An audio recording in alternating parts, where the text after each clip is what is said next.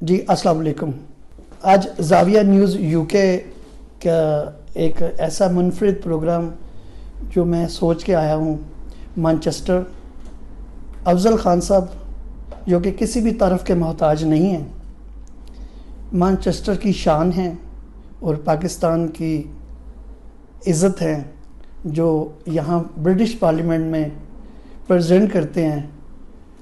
اور آئے ان سے بات کرتے ہیں. آج بڑا دل کر رہا تھا کہ میں ان سے بات کروں، کبھی چانس ملے گا. اور آج افضل خان صاحب نے مجھے تھوڑا سا ٹائم دیا اور میں یہاں آیا ہوں. ماشاءاللہ بہت اچھی بات چیت ہوئی.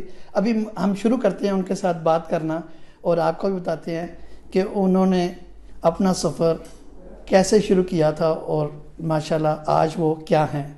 جی السلام علیکم. جی وعلیکم السلام بٹ صاحب، اور تھینک یو ویری مچ زاویہ نیوز کا کہ آپ نے مجھے بھی موقع دیا ہے، آپ کے ساتھ ٹائم تھوڑا سا لگایا جائے، بات کی جائے.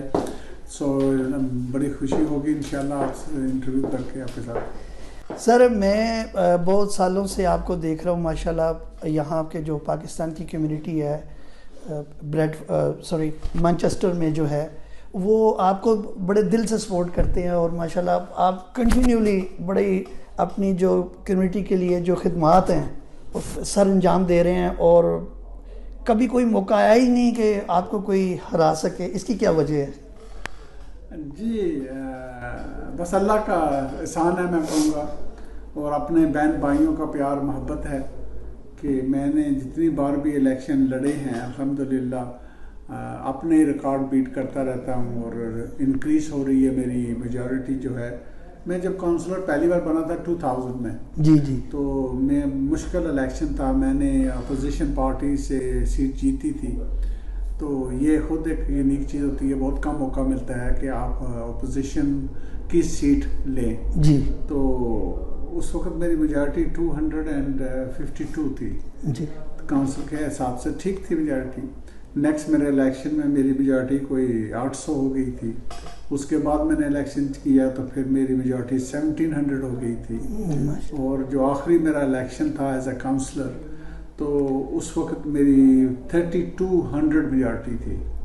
تو یہ میری جو میجورٹی تھی یہ پورے شہر کے کاؤنسلروں کی ووٹ سے زیادہ تھی. جی جی ماشاءاللہ. یہ تعاون تھا. پھر میں نے election European member of parliament کا کیا، جو کہ پورے نارتھ ویسٹ پہ تھا. 6 ملین ووٹرز ہوتے ہیں. اچھا اچھا. تو وہ بھی ایک ریکارڈ ووٹ تھا پورے انگلینڈ میں. ہائیسٹ ووٹ لیبر پارٹی نے یہاں سے لیا تھا، ہم نے ٹاپ کیا تھا.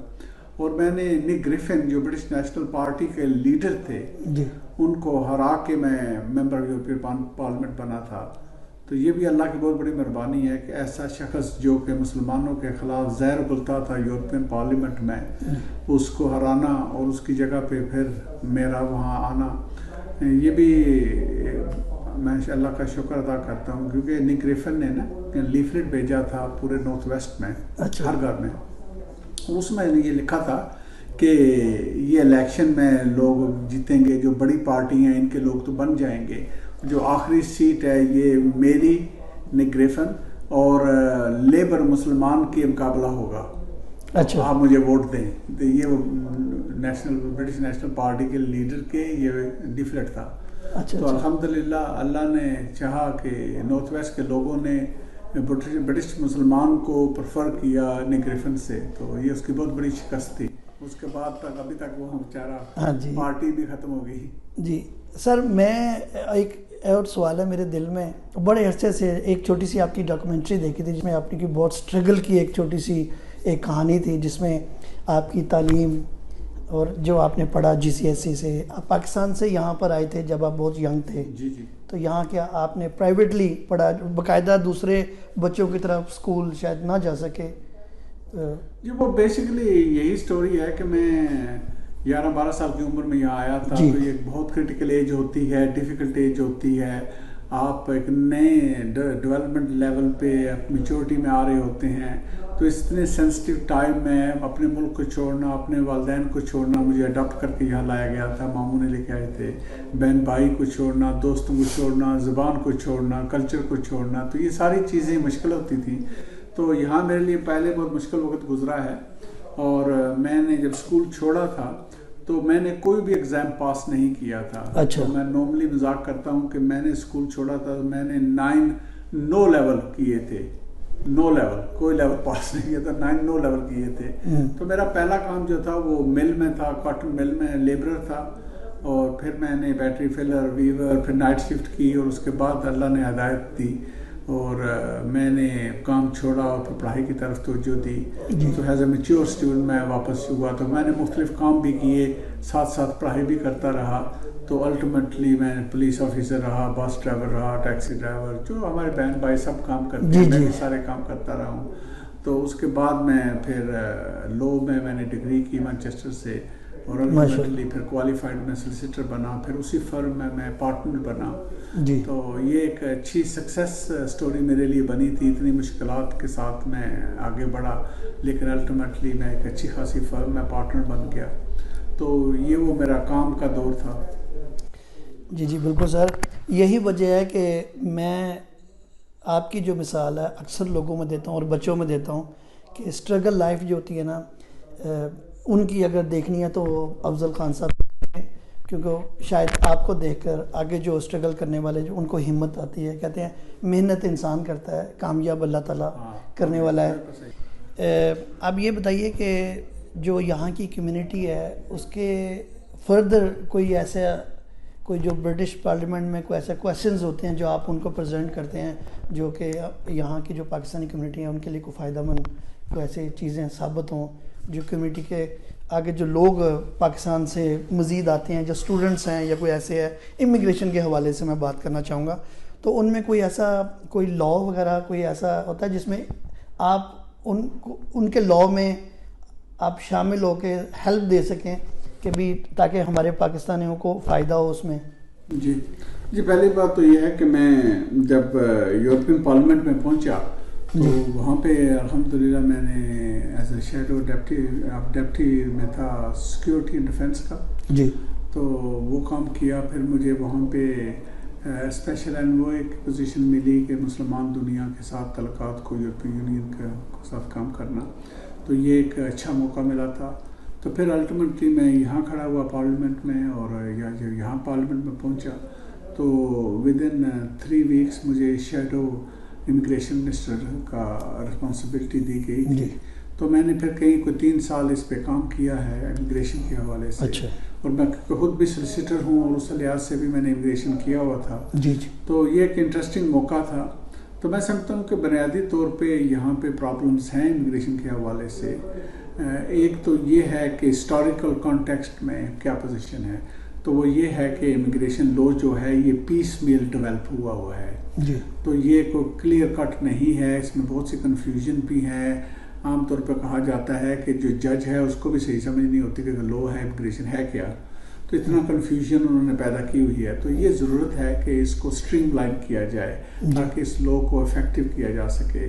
اور دوسرا پرابلم یہ بھی ہے کہ پچھلے 10 سال سے کنزرویٹو گورنمنٹ جو پاور میں رہی ہے, اور ان کی ہمیشہ یہ بیماری رہی ہے کہ جو سلوگن کا تعلق ہے تو اس میں یہ کہتے ہیں کہ ہم کٹ کرنا چاہتے ہیں امیگریشن کو, 10,000 پہ لانا چاہتے ہیں, لیکن پریکٹیکل سائڈ پہ انہوں نے نہ کوئی بہتر کیا ہے اس چیز کو بہتری کرنے کے لیے, نہ ہی کوئی نمبر کو کم کر سکے ہیں.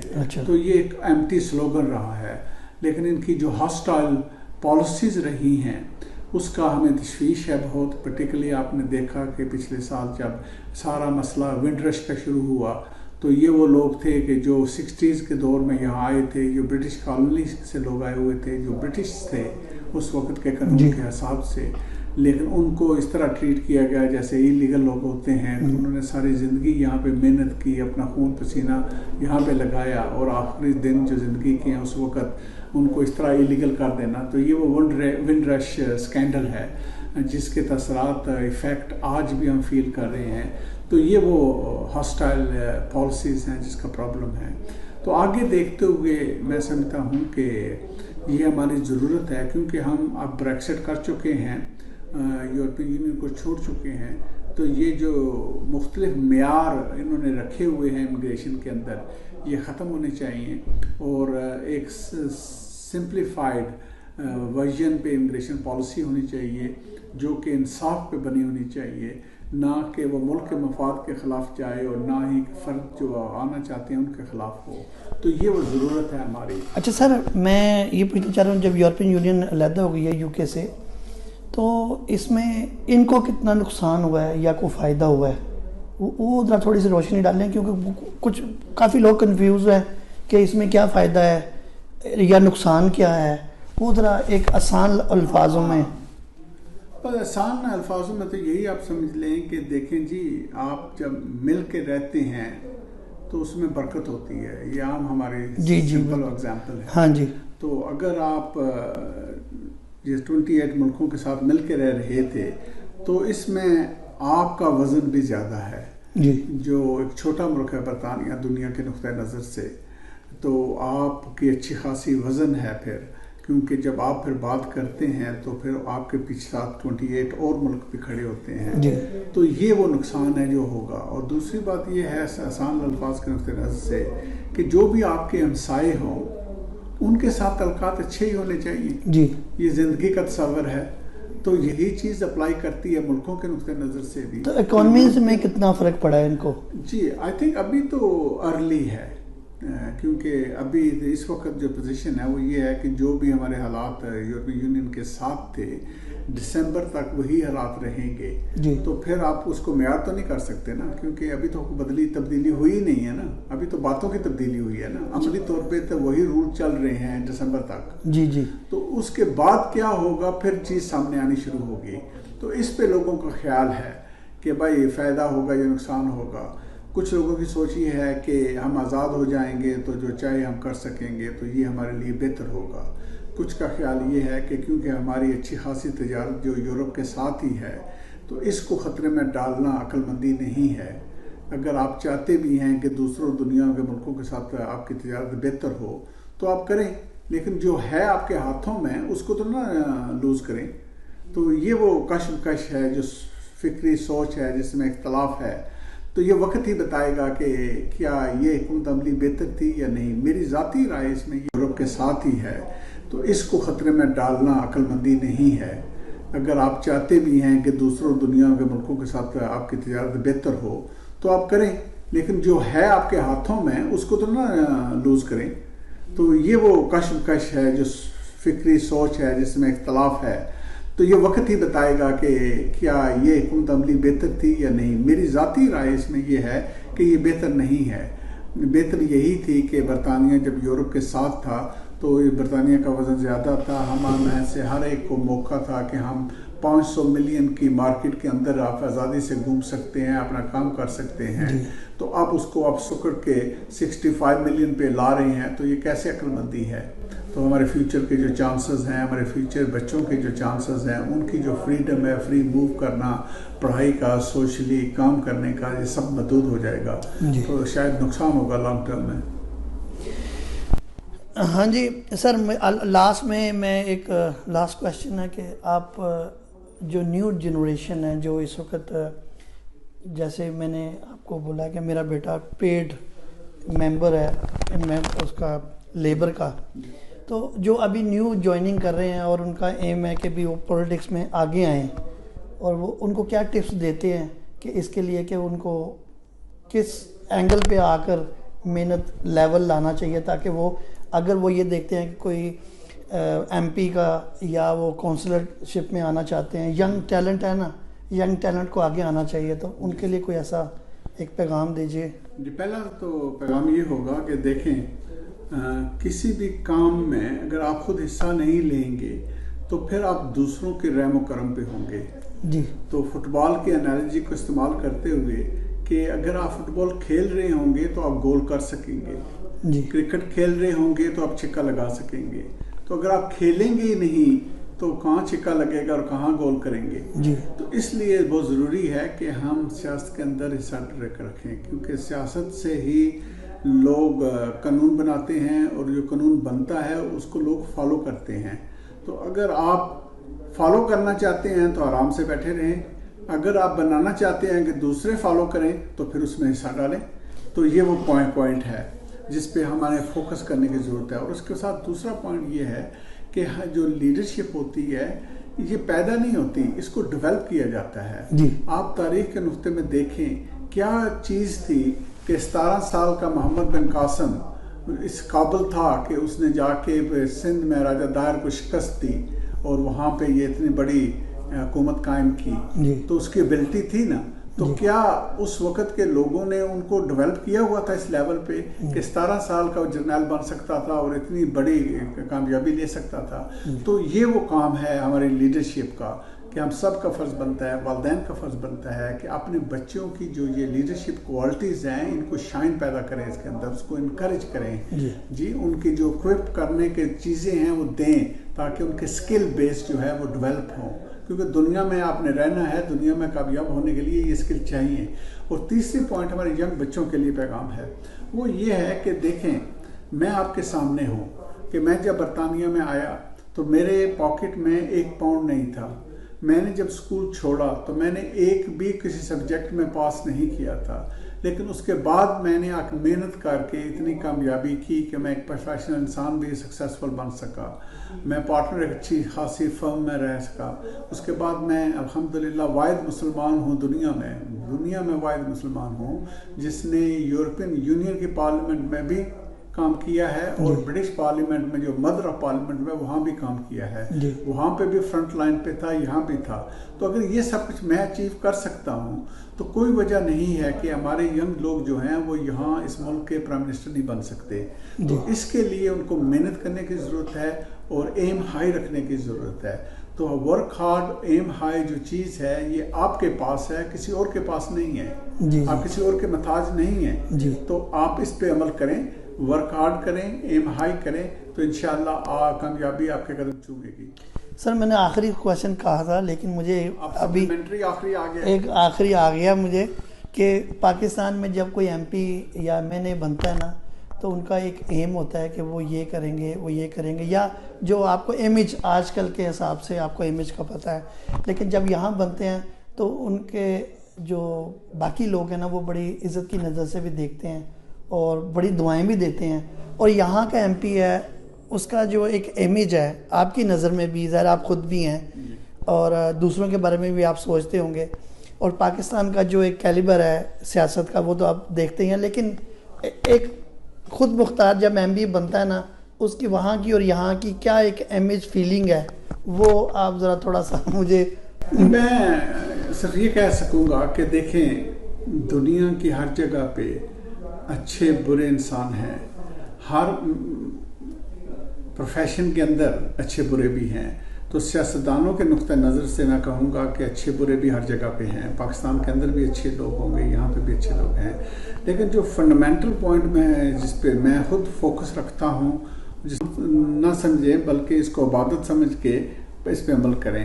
اور جو عبادت کا پوائنٹ ہے وہ یہ ہے کہ آپ کو خدمت کرنے کی ضرورت ہے. نبی کریم صلی اللہ علیہ وسلم نے فرمایا کہ ہم سے سب سے اچھا انسان وہ ہے جو دوسروں کے کام آئے.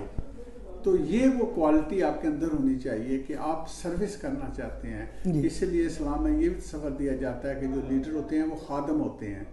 تو عمران خان نے کہا تھا کہ اگر آپ کسی کی مدد کرتے ہیں ضروری نہیں کہ آپ کو سسٹم میں آ کے آپ مدد کریں، آپ حکومت سے باہر رہ کے بھی مدد کر سکتے ہیں. تو فرق ہے نا اس میں، فرق یہ ہے کہ آپ انفرادی طور پہ تو بالکل کر سکتے ہیں لیکن مجموعی طور پہ اگر کچھ کرنا چاہتے ہیں تو وہ حکومت سے ہے. تو جو حکومت پیچھے جو بیک اپ آپ کا مطلب بیک اپ پاور اور ہے. جی تو فرق ہے اس چیز میں. انفرادی بھی کرنی چاہیے لیکن جو سسٹمز ہیں ان کو بہتر کرنے میں پورا معاشرہ جو ہے وہ بہتر ہوتا ہے. تو اس لیے یہی شاید کمی ہے کہ کیا وجہ ہے کہ پاکستان میں اللہ کی نعمتوں کی کوئی کمی نہیں ہے لیکن ہم اس دلدل میں پھنسے ہوئے ہیں. یہ جو ہمارے پر قرضے پڑے ہوئے ہیں، جو کرپشن ہے، یہ کیا ہے؟ تو اس میں یہی ہے کہ جو ہمارے ادارے ہیں وہ کمزور ہیں. آپ برطانیہ کے نقطہ نظر کو دیکھیں، یہاں پہ ادارے جو ہیں وہ مضبوط ہیں. جب یہ ایم پیز ایکسپینس اسکینڈل ہوا تھا یہاں پہ کچھ سال پہلے تو یہ چیز نظر کرتی ہے نا کہ ادارے مضبوط ہیں کہ چھوٹی چھوٹی چیزوں کو بھی انہوں نے پکڑ کے لٹکا دیا تھا ایم پیز کو. تو یہ وہ فرق ہے. تو اس لیے میں سمجھتا ہوں کہ ہمیں اداروں کو مضبوط کرنے کی ضرورت ہے، اور اداروں کو مضبوط ہونے سے دوسرا فائدہ یہ ہوتا ہے کہ انفرادی طور پہ آپ آ جاتے رہتے ہیں. دیکھیں نا، کل نفس ذائقۃ الموت، کوئی بھی انسان کہ نہیں ہے نا، اللہ کی بادشاہی قائم رہتی ہے. لیکن ادارے اگر مضبوط ہوں گے تو جو کنٹینیوٹی ہے وہ چلتی رہے گی. تو یہ اور دوسرا فائدہ ہے ادارے مضبوط ہونے کا. جی جی بالکل، بہت شکریہ سر آپ کا. جی یہ تھے ہمارے ایم پی. کیونکہ میں جب افضل صاحب سے ملتا ہوں مجھے یہ فیلنگ نہیں آتی کہ وہ مانچسٹر کے ایم پی اور میں بریڈ فورڈ سے آیا ہوں. بے شک کہ میرا ووٹ نہیں ہے، لیکن میری دعائیں اور میرا دل، مجھے جب ان کے چہرے کی طرف میں دیکھتا ہوں تو مجھے ایسے لگتا ہے جیسے کوئی ہمارا کوئی فیملی ممبر ہے. تو مجھے بالکل نہیں لگتا کہ کوئی غیر کے ساتھ بیٹھا ہوں، اور یہی سوچ کے میں ان کے پاس آیا ہوں. اور شکر الحمدللہ آج ملاقات ہوئی، میں ان کا شکریہ ادا کرتا ہوں. بہت شکریہ آپ کا. تھینک یو بٹ صاحب، اللہ خوش رکھے آپ کو. اور آپ بھی اچھا یہ کام جو میڈیا کر رہے ہیں، یہ ہماری ضرورت ہے کہ آپ کمیونٹی کو انفارم کرتے ہیں. انفارمیشن پاور ہوتی ہے آج اس دور میں. تو تھینک یو آپ کا بھی. بہت شکریہ جی. انشاءاللہ نیکسٹ ٹائم پھر ملاقات ہوگی. ہمارے ساتھ رہیے زاویہ نیوز UK.